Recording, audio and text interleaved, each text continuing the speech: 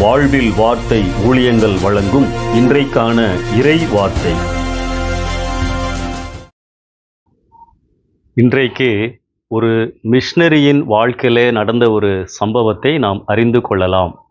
மகராசன் 1763 கன்னியாகுமரி மாவட்டத்தில் மயிலாடி அப்படின்ற கிராமத்திலே இவர் பிறந்தார்.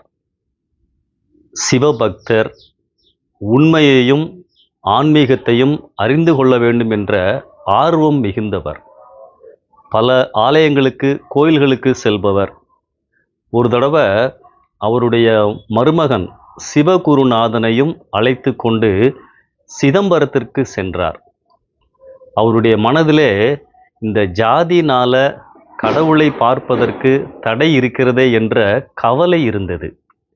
சிதம்பரத்தில் தடைகளையும் மீறி செவிற்றுக்கு இடையே ஒளிந்து கொண்டு தெய்வத்தை தரிசித்தாராம். அதில் அவருக்கு ஒரு திருப்தி. டயர்டாக இருந்துச்சு. அங்கேயே அவர் படுத்து உறங்கி விட்டார். அப்போ அவருக்கு ஒரு கனவுல வெள்ளை அங்கி தரித்த ஒரு மனிதர், உண்மையான கடவுளை நீ சீக்கிரம் கண்டுபிடிப்பாய் அப்படின்னு சொல்கிற மாதிரி இருந்துச்சான். அவருக்கு ஆச்சரியமாக இருந்துச்சு. முழித்த உடனே தஞ்சாவூரில் அவங்களுடைய சகோதரி வீடு இருந்துச்சு. சகோதரியும் அவருடைய கணவரும் அங்கே இருந்தாங்க. அவர்களை பார்த்து வருவதற்காக 2 பேரும் போகிறாங்க, மகராசனும் சிவகுருநாதனும். அங்கே போன பிறகு தான் அவருக்கு ஒரு ஆச்சரியம்.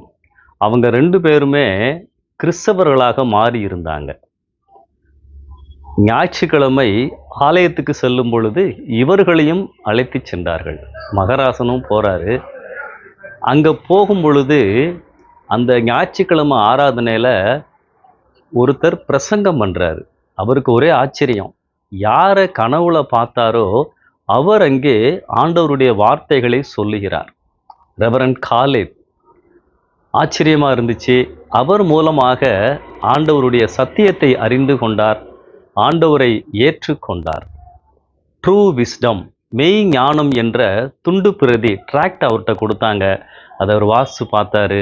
முழுவதுமாக இயேசு கிறிஸ்துவை சொந்த இரட்சகராக தன்னுடைய வாழ்க்கையிலே ஏற்றுக்கொண்டார். ஞானஸ்தானம் எடுத்தார். அங்கே அவர்களுக்கு ஞானஸ்தானம் கொடுத்தார்கள். மகராசன் வேத மாணிக்கமாய் மாறினார். மருமகன் சிவகுருநாதன் மாசிலாமணியாக மாறினார்.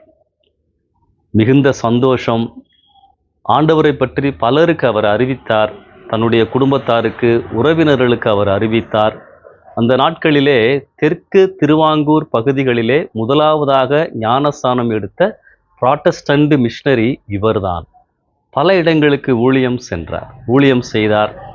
அந்த நாட்களிலே வெளிநாட்டிலே இருந்து வந்து ஊழியம் செய்து கொண்டிருந்த மிஷனரி ரிங்கல் தொபே அவர்களோடு சேர்ந்து ஊழியம் செய்தார். பல திருச்சபைகள் உருவாகுவதற்கு காரணமாய் இருந்தார். ரிங்கல் தொபே மிஷனரி தன்னுடைய தாய்நாட்டிற்கு செல்ல முடிவெடுத்த பொழுது தான் வேலை செய்த இடங்களிலெல்லாம் இவரை ஊழியம் செய்வதற்கு எழுத்து மூலமாக எழுதி கொடுத்துவிட்டு சென்றார். மகராசன் என்ற வேத மாணிக்கம் தொடர்ந்து அந்த பகுதிகளிலே திறம்பட ஊழியம் செய்தார்.